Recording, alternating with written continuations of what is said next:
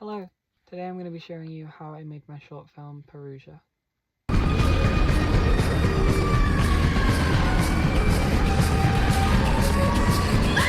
Spoilers. For some context on this, I did this for my final project at college. I started the film way back in September, coming up with concepts of it.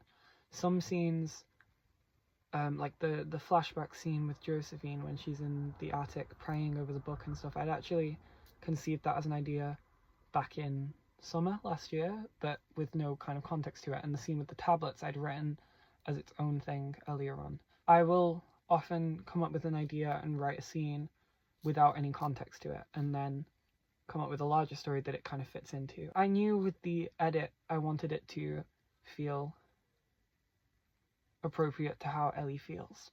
My favourite part of the edit is when Ellie dies at the end. Specifically the guitar solo in Climbing Up the Walls,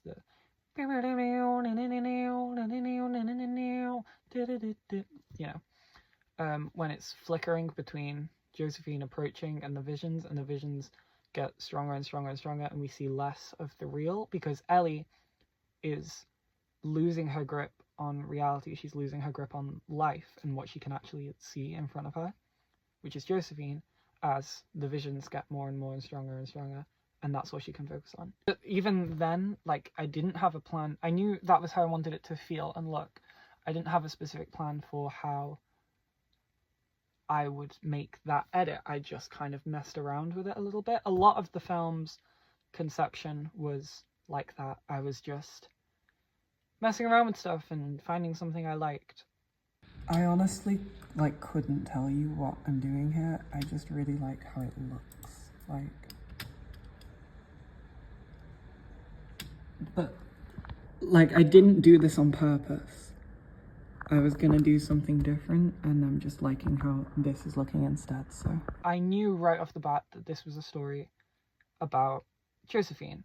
I had of Josephine's life, Josephine's death, everything worked out, and there is so much more to it than we see in the film. I knew I had all of this stuff worked out for Josephine, but I knew it wasn't achievable to tell that whole story within the boundaries of what I could make. The film's total runtime is 17 minutes and 25 seconds, and that alone I was very worried. I was biting off more than I could chew.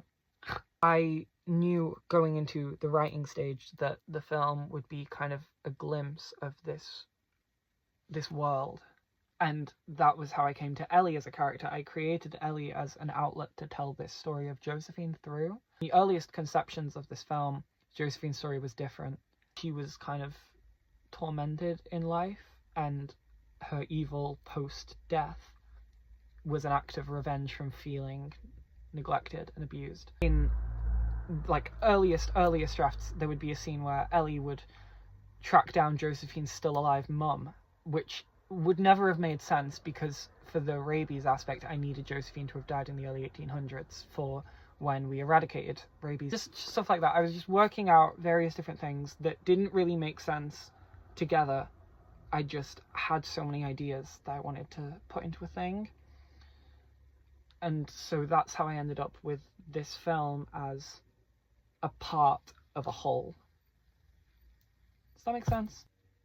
I think the film's strength really lies in its casting. I've known Emily since I was a kid. We did acting together. We did our Lambda exams together. I hadn't seen her in a while, so I reached out, and thankfully she was able to do it. In earlier drafts of the script, Josephine would speak, but by the time I got to casting, I'd taken that out. So casting Josephine was based entirely on physicality. I will admit, a little concerned about my cast of Macy because I wasn't sure how willing she would be to be creepy and uncanny with it. Oh my god.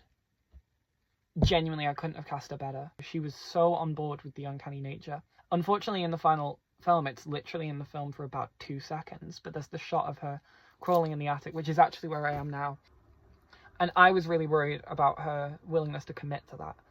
And she was so on board with every idea I had, no matter how, kind of silly it was in concept. Realistically, the thing I was asking her to do was crawl backwards in a really unnatural way. I understand that that's kind of not the most conventional thing to ask of someone who isn't an actor.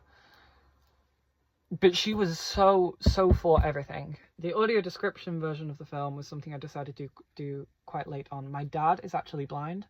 When I made Obsolete, he couldn't really watch it, but I wanted my dad to actually be able to watch something I made. It's not of the quality to which you would find in professional things.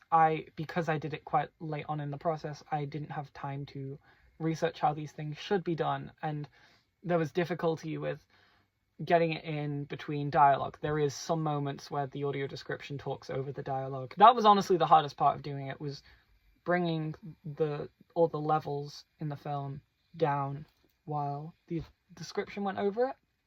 That wasn't easy. I didn't mind doing it, and I'm glad I've done it, because now he'll actually be able to watch the film. As I'm filming this, the film isn't out, and nobody's seen it. If you haven't seen it yet, then I have just spoiled a large part of it for you, but go watch it anyway. It's on my channel. And if you are blind, there's an audio description version. So if you are on YouTube as a blind person, good for you. Go watch my film.